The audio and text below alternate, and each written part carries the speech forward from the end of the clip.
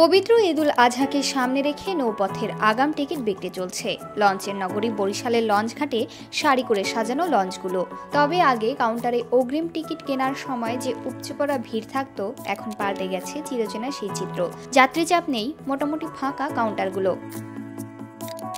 পদ্মা সেতু হওয়ায় দক্ষিণবঙ্গের যাত্রাপথ অনেকটা সহজ হয়েছে, বেঁচে যায় কয়েক ঘন্টা সময়। তাই এখন ঈদের সময়ও স্বস্তির লঞ্চ পথেও আগ্রহ কমেছে যাত্রীদের।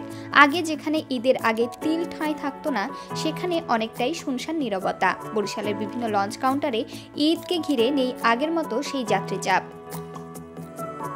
পহেলা জুন থেকে লঞ্চের আগাম টিকিট বিক্রি চলছে। আগে আসলে আগে পাবার ভিত্তিতে যাত্রীরা টিকিট পেয়ে খুশি। এখনও সড়ক পথের ঝুট ঝামেলা এড়াতে স্বাচ্ছন্দ্যে যাতায়াতের জন্য লঞ্চই পছন্দ করেন অনেকে। তবে লঞ্চ ব্যবসায়ীরা জানিয়েছেন, পদ্মা সেতু চালু হওয়ার পর ভাটা পড়েছে নৌপথে। যাত্রী চাপ নেই জানিয়ে ব্যবসায় ধস চলছে বলে দাবি তাদের। তবে যাত্রী সেবায় সব ধরনের প্রস্তুতি সম্পন্ন বলেছে BIWTA। পদ্মা সেতুর কারণেই আমাদের ব্যবসায় ধস। আর যে পরিমাণে যাত্রী আমাদের আছে, যাত্রী ঠিকই আছে, কিন্তু যাত্রীর চেয়ে এখন লঞ্চের সংখ্যা বেশি। আর তুলনামূলক তাড়াতাড়ি মানুষ বাসায় আসার পৌঁছায় এর জন্য আপনার লঞ্চের তুলনায় আপনার গাড়িতেই মানুষজন বেশি আসা যাওয়া করছে। এজন্য আমাদের ব্যবসা নাই বললেই চলে। এক কথা সৌজন্য আমরা লঞ্চ চালাচ্ছি। লঞ্চ ব্যবসাটা আসলে আগের মতো না হলেও অনেক শৌখিন লঞ্চ মালিকই নতুন আসছেন। আপনারা জানেন যে ইতিমধ্যে গত রমজান ঈদের আগ মুহূর্তে এম খান নামে নতুন একটা লঞ্চও এসেছে। এটা একটা আশার বাণী এবং আমরা ঈদের সময় লঞ্চের একটা ভালো চাপ দেখি। যাত্রীদের একটা ঘরমুখ মানুষের একটা বেশি প্রেশার পড়ে। আর বরিশালের লোকজন একটু লঞ্চ প্রেমী, সেই হিসাবে আমাদের ঈদের সময় ভালো যাত্রী হয়। আর এবার যেহেতু লম্বা ছুটি আছে, আশা করি স্মুথলি আমরা লঞ্চ অপারেটরও লঞ্চ পরিচালনা করবেন আর যাত্রীও সুন্দরভাবে তার গন্তব্যে পৌঁছাবেন। এদিকে ঈদের আগে আগাম টিকিট বিক্রি চলছে বিলাসবহুল বাসেও। তবে সাধারণ বাসগুলোতে তাৎক্ষণিক টিকিট বিক্রি হবে জানিয়েছে পরিবহন সংশ্লিষ্টরা। আমরা এখনো টিকিট ছাড়িনি, যেটা অ্যাডভান্স ঈদের পরের টিকিটগুলো আমাদের শিডিউল এখনো রেডি হয়নি।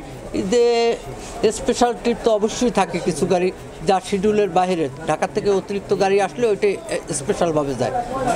আর টেটের ব্যাপারে এখনও BRT এর রেটটা এখনও আসে পৌঁছে নেয়, কারণ ঈদের তো এখনও আমরা অনলাইনে ছাড়ি নাই। বিশেষ করে ঢাকার সার্ভিসটার জন্য আমাদের ইনস্ট্যান্ট টিকিটই বিক্রি হবে, কারণ ঢাকার 15 মিনিট পর কোচ যানজট, বিভিন্ন যানজটের কারণে গাড়ি লেট হওয়ার সম্ভাবনা থাকে, যার কারণে ঢাকার টিকিটটা আমরা চেষ্টা করবো রানিং বিক্রি করার। বাস টার্মিনাল, লঞ্চ ঘাট সহ ঘরে ফেরা মানুষের নিরাপত্তায় তৎপরতা বাড়ানো হয়েছে বলে জানিয়েছে আইন শৃঙ্খলা রক্ষাকারী বাহিনী। আসলে উপলক্ষে ট্রাফিক ব্যবস্থা আমরা যথেষ্ট ব্যবস্থা রেখেছি। এখানে ট্রাফিক পুলিশের পাশাপাশি আমাদের APBN ফোর্স থাকবে, আমাদের লাইনের ফোর্স থাকবে।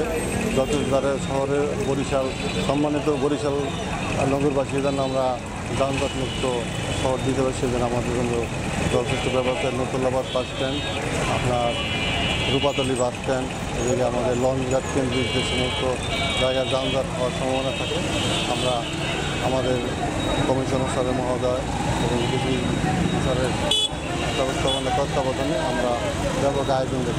3 জুন থেকে 15 জুন পর্যন্ত লঞ্চের বিশেষ সার্ভিস চলবে। আর চাহিদা অনুযায়ী প্রতিদিন চলবে 6 থেকে 10টি লঞ্চ।